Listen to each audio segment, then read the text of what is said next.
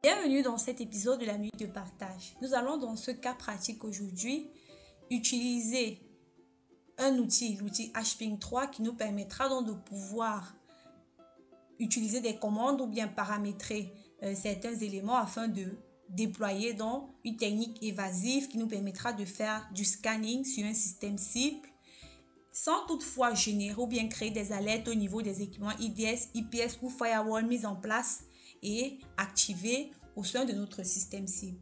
Pour cela, dans notre environnement virtuel, nous allons utiliser deux machines, une machine Kali Linux qui sera considérée comme la machine de l'assaillant et une machine Windows qui sera notre machine cible. Nous allons tout d'abord vérifier que sur notre machine Windows, le pare-feu est bel et bien activé. Donc nous sommes sur notre machine Windows et nous pouvons constater que à la fois sur les paramètres des réseaux privés et les réseaux publics, notre pare-feu Windows Defender est bel et bien activé.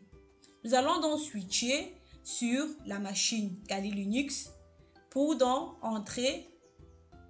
lancer notre outil HPing3 et pour notre cas pratique, nous allons créer des paquets UDP. Nous allons monter des paquets UDP et spécifier donc la taille du corps de notre champ de données et envoyer donc lancer donc nos différentes requêtes ou notre trafic vers la machine cible qui est notre machine Windows et utiliser l'outil Wireshark pour analyser le trafic. Donc on va ouvrir le terminal. On va entrer la commande HPing3.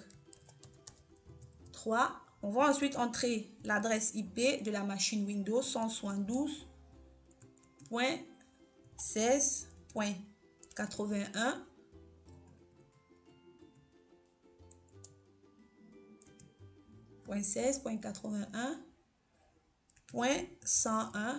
Ensuite, on va spécifier le paramètre pour UDP pour spécifier ici que ce sont des paquets UDP qu'on va envoyer. Ensuite, le paramètre random host, donc random source. Ici, le but est d'utiliser une commande qui nous permettra de faire en sorte que au niveau de la machine cible, il ne soit pas facile de retrouver l'adresse IP source d'où proviennent les différentes requêtes.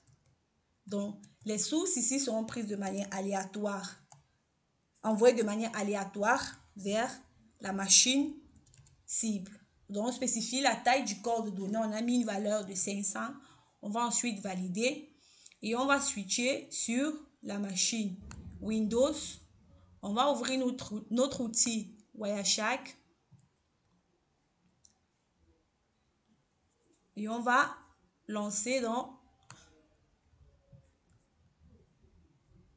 l'outil pour pouvoir observer les différents trafics.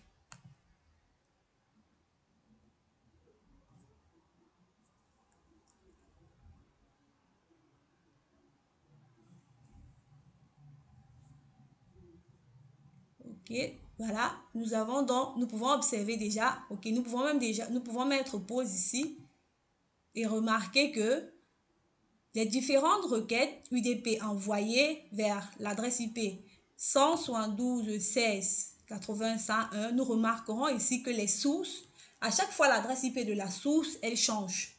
Donc, en spécifiant ici le paramètre round source, nous avons donc activé le mode aléatoire pour les adresses sources qui seront utilisées pour envoyer vers la destination. Donc, c'est un exemple ici de technique évasive qui permet en sorte que l'assaillant puisse cacher son adresse IP ou bien faire de telle manière à ce qu'au niveau du système cible, si par exemple l'administrateur utilise des outils pour pouvoir analyser le trafic et comprendre ce qui se passe, il ne soit pas aisé pour lui de figer l'adresse source d'où proviennent les différentes requêtes, bien les différents trafics UDP qui sont envoyés vers la destination. Donc, avec ceci, c'était un exemple, il en existe plusieurs. Nous pouvons utiliser aussi l'outil HPing3 pour créer des paquets TCP et définir des paramètres sur ces paquets-là et les envoyer sur le système cible. Nous pouvons aussi utiliser l'outil HPing3 pour faire du flooding, du TCP flooding pour inonder donc la machine cible. Donc, avec ceci, donc, c'était un exemple ici de comment utiliser un outil, particulièrement l'outil HPing3 pour pouvoir donc créer des paquets customisés UDP et envoyer vers notre cible sans toutefois laisser des informations qui permettront de rapidement trouver d'où proviennent ces requêtes-là. Nous vous disons merci et à très bientôt.